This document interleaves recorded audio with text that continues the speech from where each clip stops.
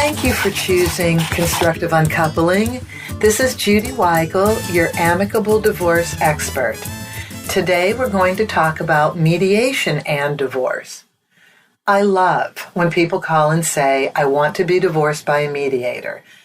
It's a fairly new phenomenon over the past 20, maybe 30 years, and it shows an awareness of the public that they now know they have choices in getting divorced.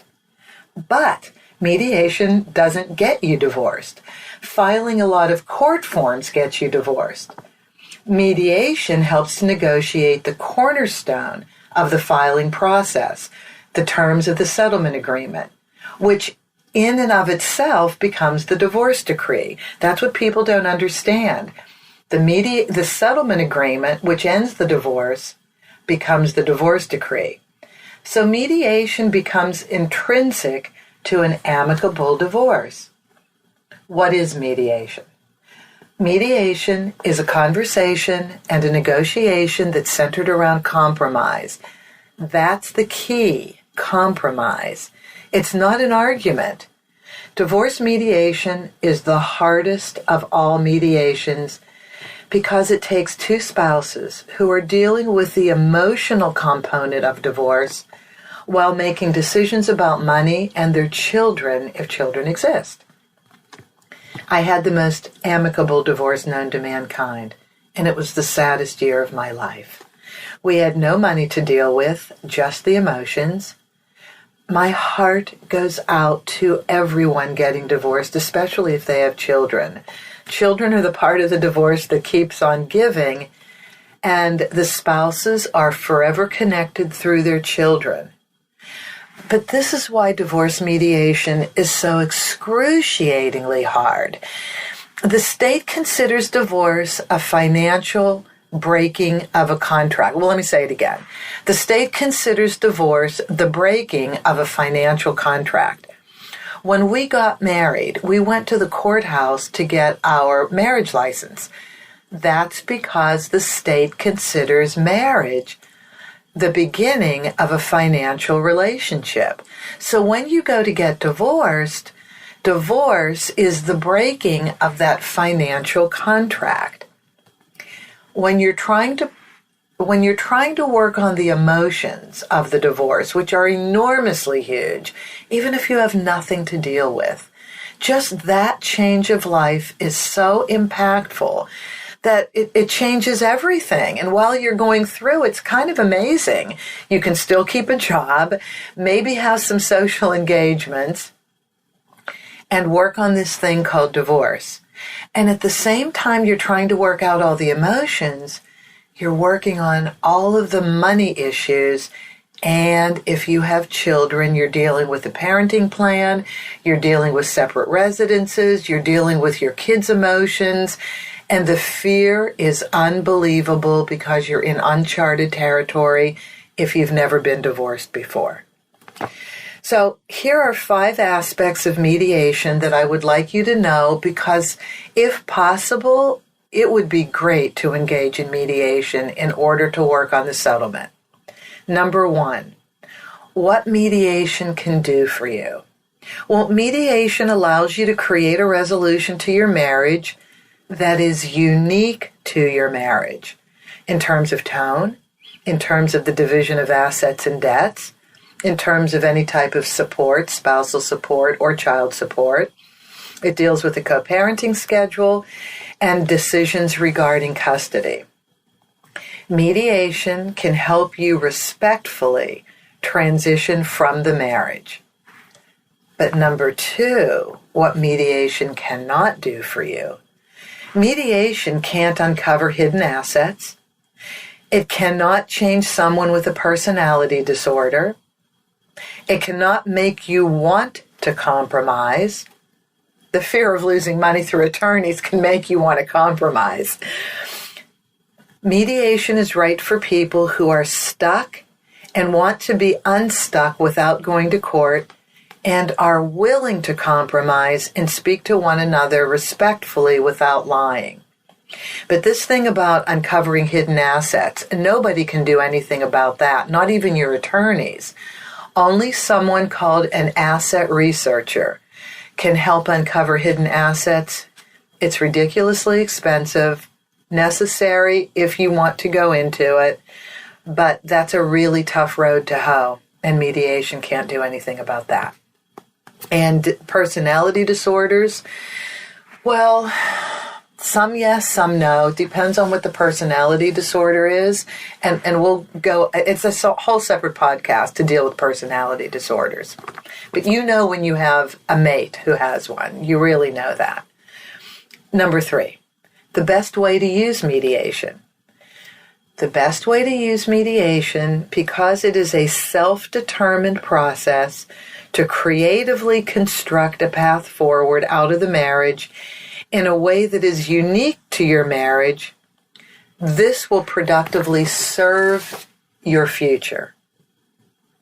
So the best way to use mediation is to want to segue out of the marriage and really create a nice communication between you and your soon-to-be ex-spouse, and to really make you feel good that you've done the right thing to end the marriage so that you can go and deal with all the guilt of why you are ending the marriage separately when you're done.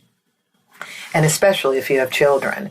Boy, if you have children, mediation is the best thing to do, because there's so much you learn about how to deal with each other while you're dealing with your children. And mediation can be one of your best tools for that. Number 4, the worst way to use mediation. Well, as a forum for fighting. That's what people think. People think they'll go into the mediation and they'll just keep on fighting. And that's the best way to lose money and time. So you don't use mediation as a forum for fighting or a forum for degrading the other person. As a forum to try and, or as a forum to try and convince the mediator to make decisions in your favor. So mediators aren't deciders, and people don't always understand that either. Mediators aren't deciders, only judges are deciders. Even your attorneys can't really decide for you if you have to engage in full-blown attorney representation. Your attorneys can give you their best advice, but only you can make these decisions. And I want you to keep that in mind. You control more of the process than you think you control. And lastly, number 5, mediation and law. So this is very interesting. Everyone engaged in mediation should absolutely know the law from an attorney. Do not expect your mediator to teach you the law, because if you expect that and your mediator does, I guarantee one of you are going to get mad at the mediator and think the mediator isn't being neutral. The mediator needs to know that you have information about the law so you can enter mediation with what we call informed consent. When you and your spouse make decisions that are different than the law, and you're allowed to do that, but that suit you and your spouse, that's what you're doing when you're engaging in informed consent. You are saying, yes, I know about the law, but I want to creatively change that because we both agree that something different will work better for our marriage. There are very few decisions that you cannot make in mediation. Very, very few. The biggest one that comes to mind is that you cannot make child support unmodifiable. So in the settlement agreements, there's a whole section on child support. And in the opening paragraph, regardless of what your decision is at that time for child support, there's a line that has to go in that first paragraph, and it has to say child support is modifiable, and it's based on the changing incomes of both parents and the changing co-parenting schedule. You can both choose never to change the child support award, regardless of whether your incomes change or the co-parenting schedule changes. You can do that. But you can't eliminate that one sentence that says child support is modifiable and the court retains jurisdiction. It has to be that way. Okay, so what should you expect of your mediator? You should expect that your mediator keeps the conversation moving forward in a way that it couldn't if the spouses were on their own.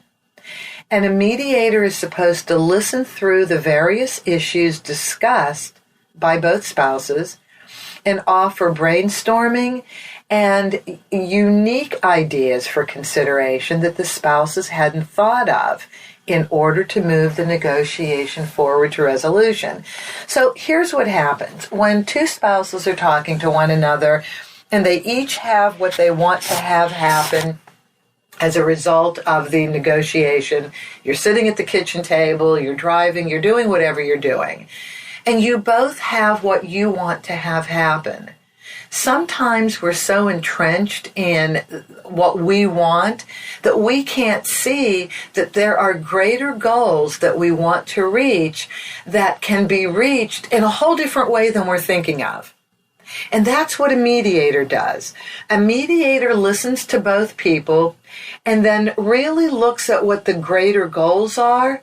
And a mediator can brainstorm because they don't have fear involved. They have no skin in the game, so to speak. And so they're not protecting anything. Plus, a mediator can bring to the table experiences from other couples that may work for you that you just don't know about.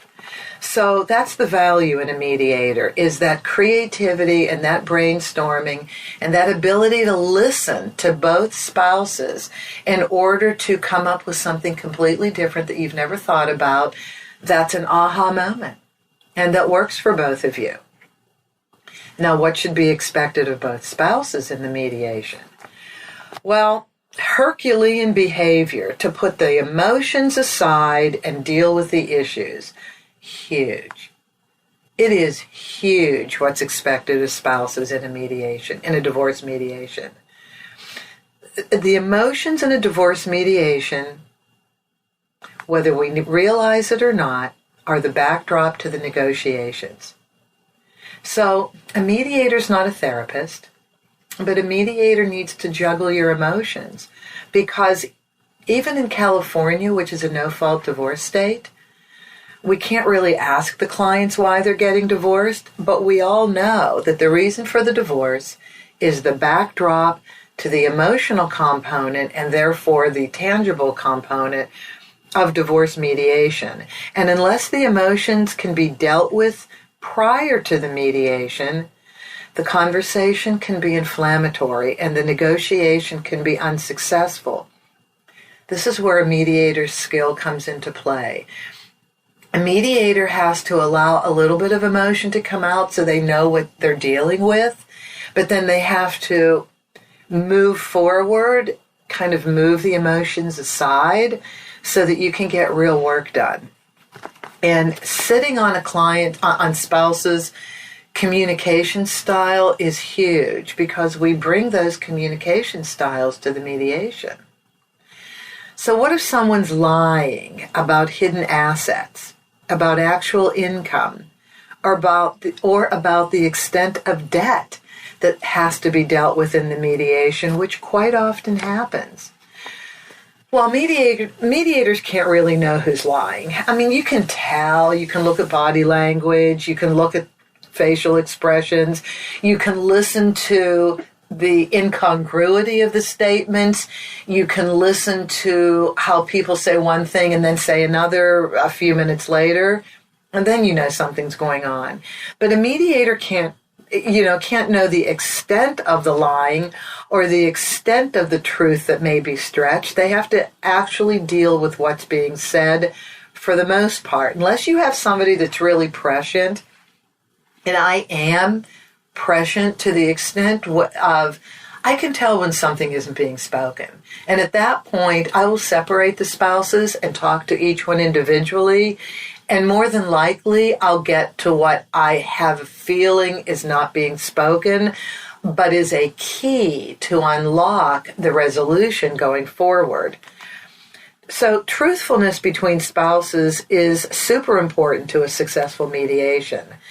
The truth will surface eventually. You can't completely hide assets and debts or income, but you should know that a person called an asset researcher, I mentioned it earlier, has to be hired for those hidden assets. And if your spouse has a cash income situation, you'll end up either using income tax returns or agreeing on a yearly income to calculate child and spousal support that is reflective of his or her lifestyle and monthly expenses. So there's a way of eventually getting to actual income, or what should be actual income. It just takes a minute or two to deal with it. All right, now let's talk about organizing, executing, and participating in a successful mediation. Number 1, prepare your support materials. So when you're dealing with assets and debts, you need support documentation to really get to actual value. So here's how you should organize. Get a binder and put section tabs. Organize the sections categorically so that you can easily access information to explain and support the logic you're using for your thinking. Within the sections, use Post-it tabs to create subsections. You need to get your hands on information and materials easily, so these tabs are really important. Organize your materials then so you can easily access information with help in several ways. Your mind will be organized. This will help you frame your approach to the mediation. And you will absolutely be respected by your other spouse and the mediator because it makes everybody's jobs just that much more available for results. And that's what you want. You want information at hand, easily accessible. You're going to be nervous. I was involved in a mediation and I was really nervous, and I'm very organized. A business mediation, not a divorce mediation, but it doesn't matter.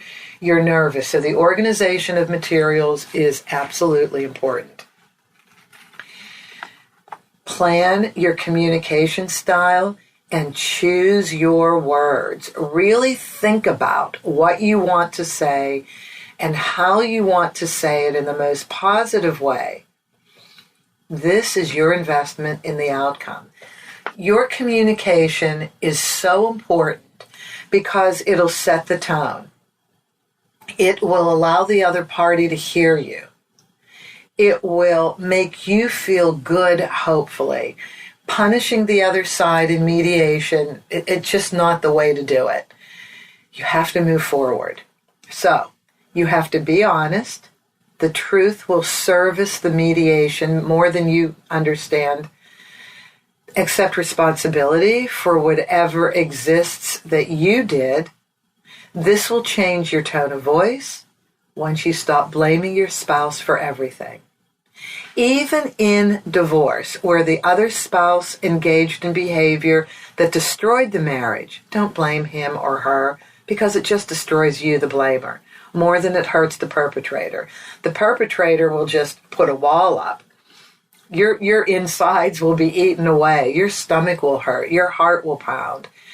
Blaming is in the past. I don't know if you're ready for forgiveness, but making decisions that will benefit the experience of evolving out of the marriage, that's where you want to be. You just want to make positive decisions going forward. Instead of blame, move forward with financial and custody decisions. Treat mediation like a business negotiation, as void of emotion as you can be. And I know that I'm asking for the world, but I'm telling you, when you finally get to this point of not blaming and just making decisions and not in a huff or a puff, you will move forward and you will start living a more positive life. Speak from the I position. Don't use you did this, you did that. No. Speak from I. I would like this to happen because this will be the benefit. This is how I see it. Just keep it I. Using the personal pronoun you is a blame-placing technique that you may not even realize, and you'll put your other spouse in protective mode. Practice your tone of voice. Don't be mean. Don't be mean, don't be arrogant, don't be condescending. It just doesn't work. Be as nice as you can be, stay focused on that, and I am telling you, this will be your ace in the hole for getting through the mediation and kind of softening your spouse up to see your side. Being condescending is the worst thing you can possibly do. I cannot tell you how uncomfortable you'll make the mediator watching your spouse be humiliated by you. And you need the mediator not to feel sorry for your spouse being pummeled by you with condescending words and tone of voice. You will really hurt yourself more than you know if you continue to be condescending and punishing. Avoid embarrassing your spouse in front of the mediator to get the mediator to side with you. It'll backfire. Nobody's going to feel sorry for you if you are condescending and mean. But everybody will be able to listen to you if you're not. So the key is to explain how you feel, explain how you think, and provide the logic you're using for what you're asking for. That's the best way to use. That's the best way to use your communication style and to invest in the negotiation. So this is a good segue into, there is a language of negotiation, and here it is. It's what you say and how you say it that makes a difference in mediation. And I'm going to show you how words matter. 6 examples. Here's the phrase that will kill you more than you know, and you think you're really doing the right thing by using this phrase. I just want what I'm entitled to. The word entitled in and of itself is a fighting word. Everybody knows what the law is. You don't need to say what you're entitled to. Here's a better way of saying it. So let's look at court process first to determine value of assets, the amount of spousal or child support, just to see what that looks like first. That's a whole different way of saying, I just want what I'm entitled to. If you can just let the court process play out, everybody needs to know what the law is in their state for how to distribute assets and debts, for how to come to spousal support and child support. Once you lay that on the table, then just start negotiating. The last thing the person wants to hear who's going to end up being the payor, which is the higher wage earner, is the word entitled. They already know they're going to pay. And a lot of people, once they have to deal with divorce, want to walk away. They don't want to keep paying support. They'll divide the assets and the debts, but they don't want to keep paying support. So the word entitled, when you're negotiating support, is the worst word you can use. And fair is one of those other words. Fair is a fighting word. Don't use fair, just negotiate. Just negotiate. Leave fair and entitled out. Number 2, passive-aggressive references to the horrible behavior of your spouse that you're allowing to be ignored, except that you're bringing it up in front of the mediator, which will serve to possibly embarrass the spouse and make the accusing spouse look good, is not beneficial if you want that misbehaving spouse to cave on anything or compromise in your favor. Please don't mention your spouse's ill behavior as a casual reference and a prelude to the very generous offer you're about to make. The two don't fit. So I had somebody come and say, you know when you started having sex with those whores, that's okay. I've gotten over it, but I do want you to pay. Okay, not the way to go about it. Your offer is not going to be heard. Your very generous offer of not dealing with and not mentioning that you've been with whores, which you've just mentioned, not going to work. Leave out all the past references to ill behavior and move forward. Passive-aggressive communication is not your friend. Number 3, silence is golden. Listen. When your spouse is speaking, listen. Don't speak. Don't make facial expressions. Just listen, because when you're silent, first of all, it's the thing that never happens. The reason why you're in mediation is because listening is so difficult for all of us. We're in fear mode. We're in protective mode. We just want to say what we want to say, and we just want to get it over with. And that will make things take longer. When you are silent, which generally never happens when you're talking outside of a mediation, you actually get to hear more about what your spouse is thinking, and you allow the mediator to also hear and possibly respond with questions. Letting your spouse talk uninterrupted will help move the conversation forward by letting your spouse feel fulfilled that they got to tell their story. And when you let people speak uninterrupted, without making distracting facial expressions, they actually get to hear their own words.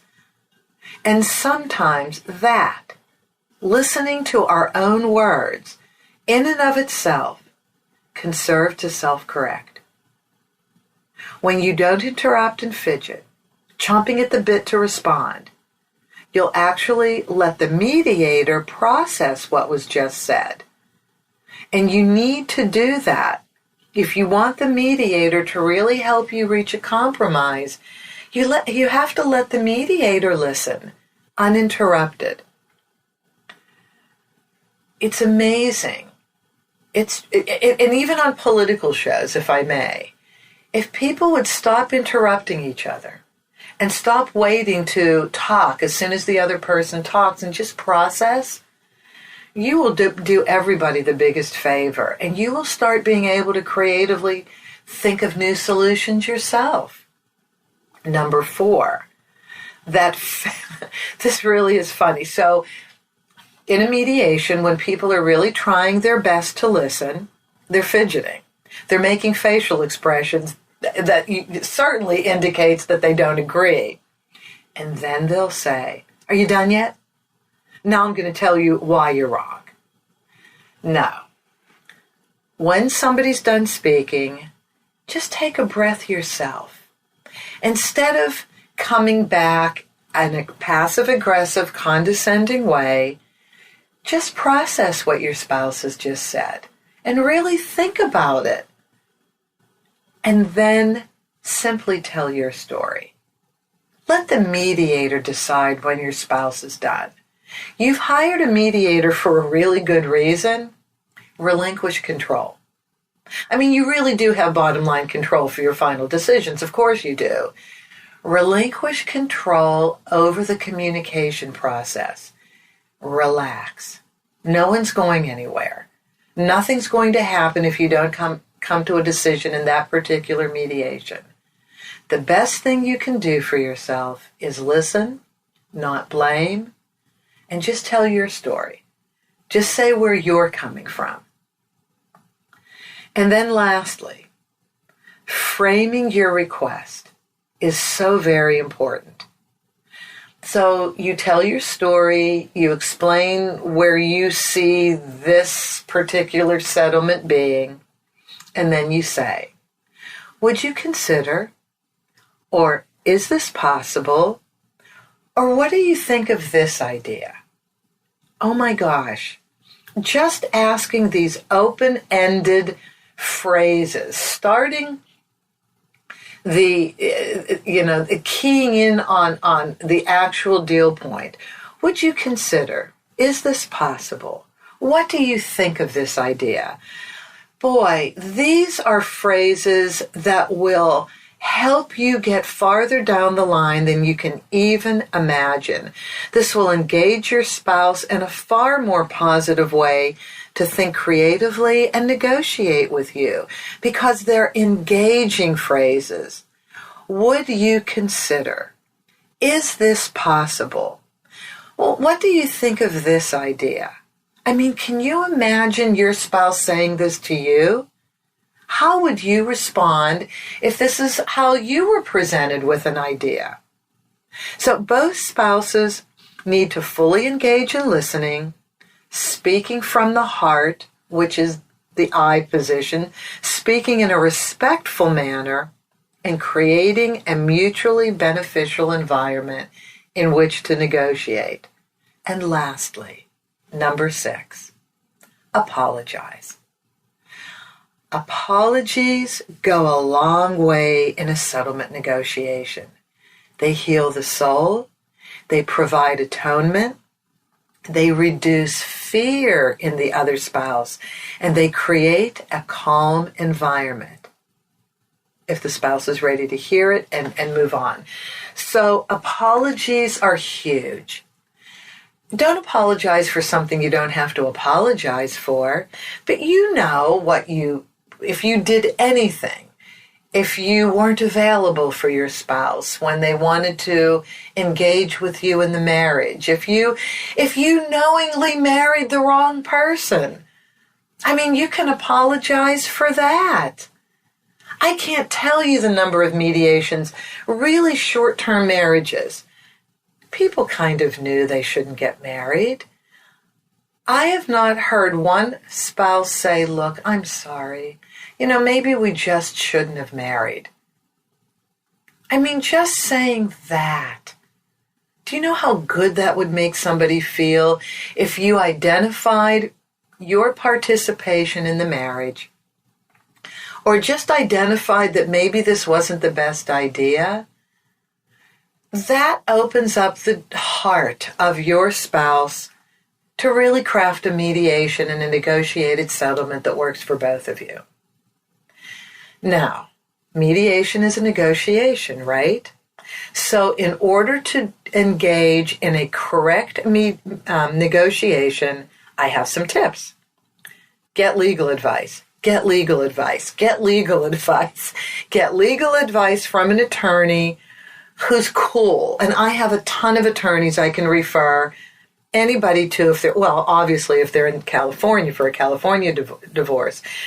But you need to talk to lawyers who are not going to overcommit what they can do or overcommit what you should expect.